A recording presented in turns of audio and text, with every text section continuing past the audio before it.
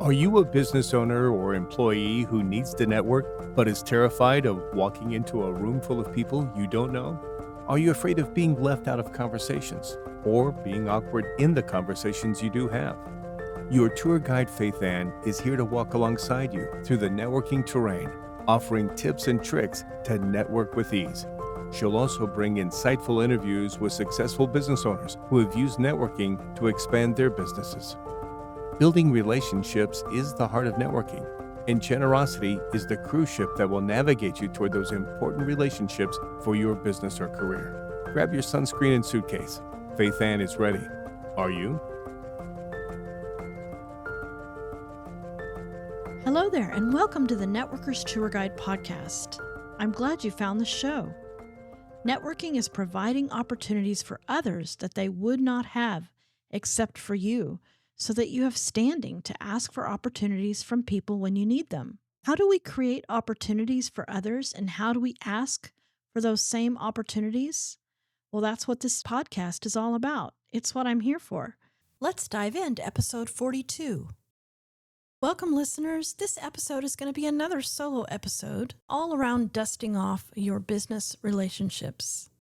Just today, I was doing some dusting and some rearranging in my bedroom. That dust can really pile up if you don't stay on top of it, unfortunately. So my husband and I spent the morning cleaning our bedroom and taking things off the dresser and dusting and putting things back on the dresser and rearranging it to make it look nice. And it got me thinking about our relationships with the business owners that we refer to, the business owners that we use, the business owners that we see at our networking meetings. Do we need to do some dusting in our own business relationships? And what do I mean by that? Well, in the same way that dust can quickly accumulate on your trinkets and your knickknacks and your furniture, which provides a barrier to what those trinkets and knickknacks and furniture should look like, think about dust as the unsaid things in our relationships that if they were said, it would make our relationships a little bit better.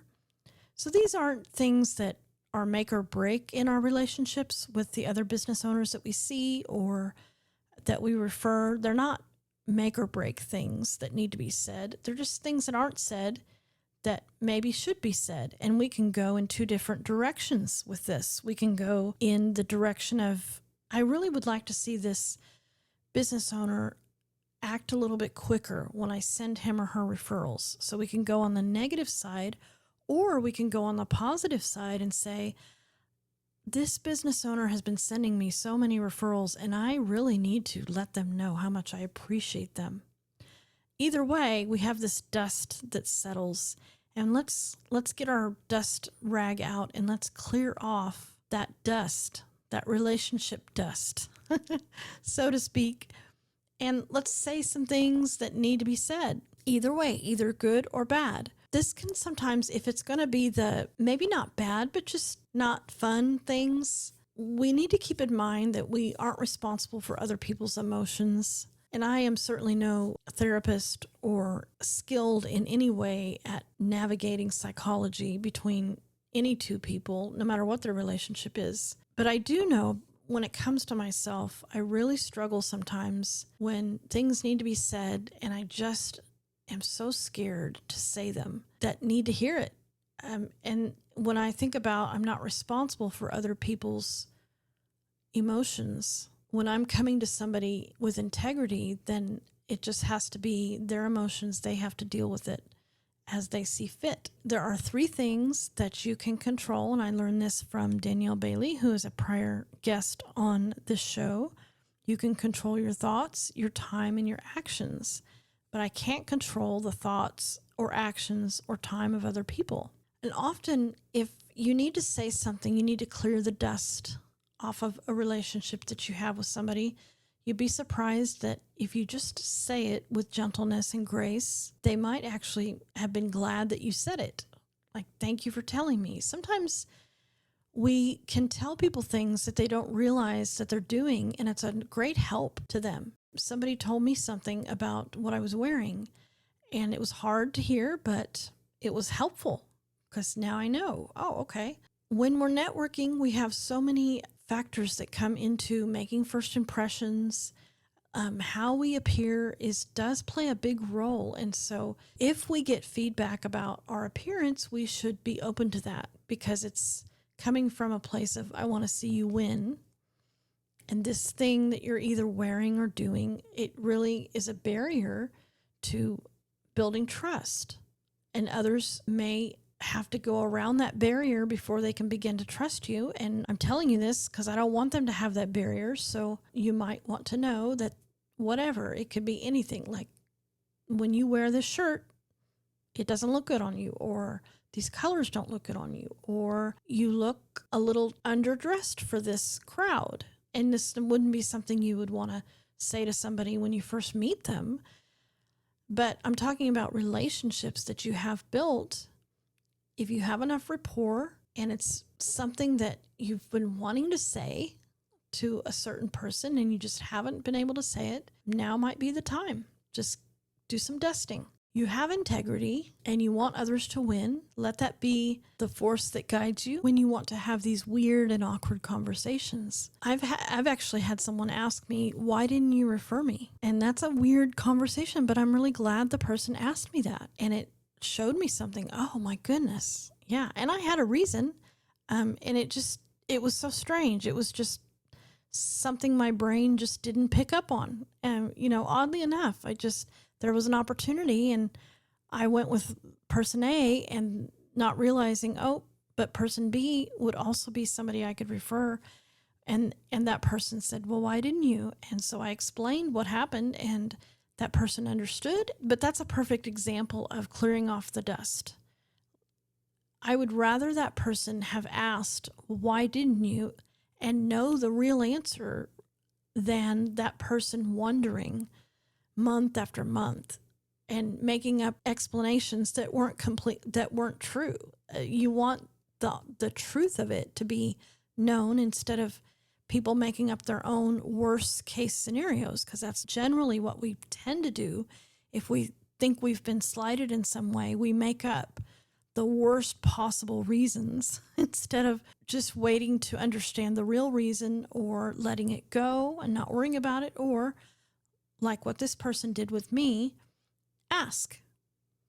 And this person and I are great.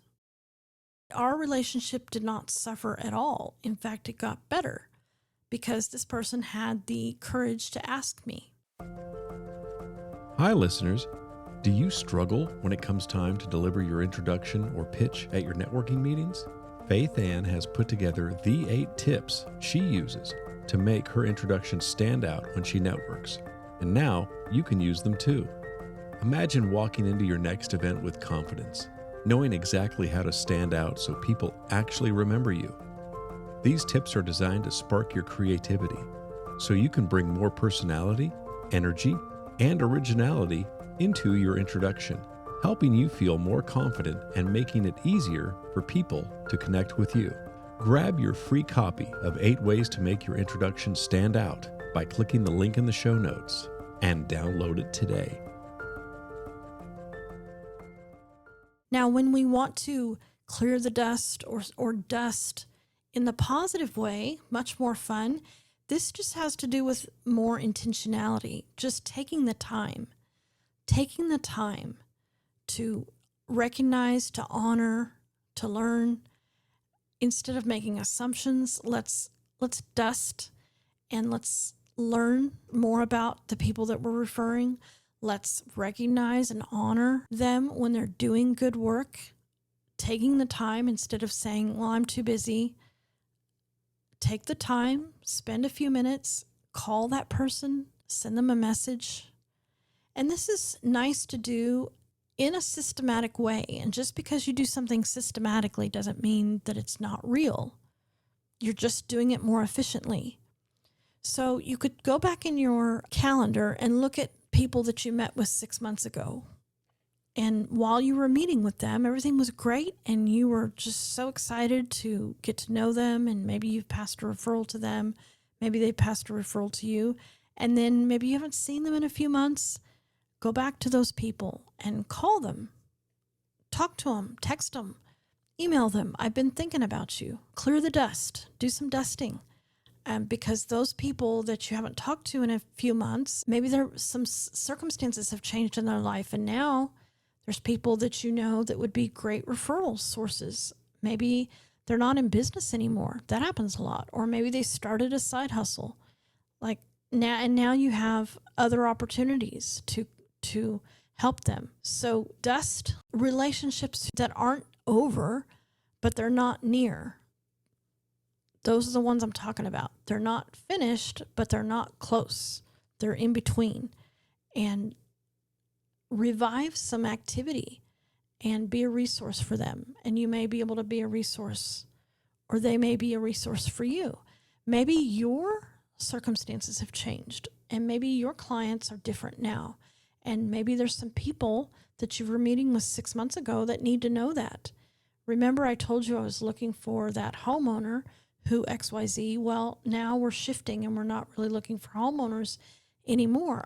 I wanted to just let you know, and I wanted to catch up with you and see what's new in your life, that kind of thing. And then another good reason to do this dusting is that sometimes you'll need people and that you haven't talked to in 6 months. And this happened to me yesterday. There was somebody that I spent a lot of time with many years ago, and I've stayed in touch, but not in a close way. And this person was in a unique position to help me with something very, very specific. But then it just it felt weird, like reaching out, hey, I need this thing, without, having really talked to this person in a long time. And I had to. It's something I had to do. So now what needs to happen with me is I need to actually reach back out to this person and let's get a lunch or something. I don't want the only time you ever hear from me is when I need something from you. And that's what we need to guard against. We don't want to just reach out to people that we have relationships with, no matter how old they are, only when we need something from them. Let's keep the rapport and keep the relationships going. And I know that you can't always keep up with every single person that you meet, but you can systematically keep some people dust free if you just take some time to look back on your calendar and reach out.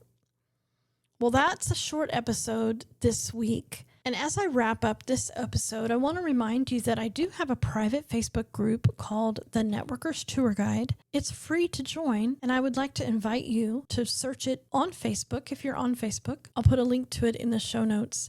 It's called The Networkers Tour Guide, and it's a place where you can get resources for networking. A lot of business owners in there post about promotions they have going on or events coming up. And then one of my favorite posts that's weekly is I ask, where are you networking this week? Many of us will say, well, I'm going to be at this event on Monday. I'm going to be at this event on Tuesday. That's a popular post. If you would like to be a part of that, click on the link in the show notes, the Facebook group link. And I think there are a couple of questions you answer, and I'll get you into that. I would love to have more of my listeners in the Networkers Tour Guide Facebook group. And if you found this episode helpful, would you consider sharing it with another business owner who is maybe in a weekly networking group, or a business owner who has just started their business and is asking you, where do you network? Those are two really good people to send this episode to. Again, it's that person that you know is in a weekly networking group already, or a new business owner that has just started and is asking you, where do you network? Those are two great kinds of people to send this episode to. And also leave a comment if you found this episode helpful. Go and network, and let's keep our relationships dust free. You've been listening to the Networkers Tour Guide podcast with Faithann Basore. Share this episode with a friend, and be sure to come back next week for more networking tips and tricks from the Networkers Tour Guide.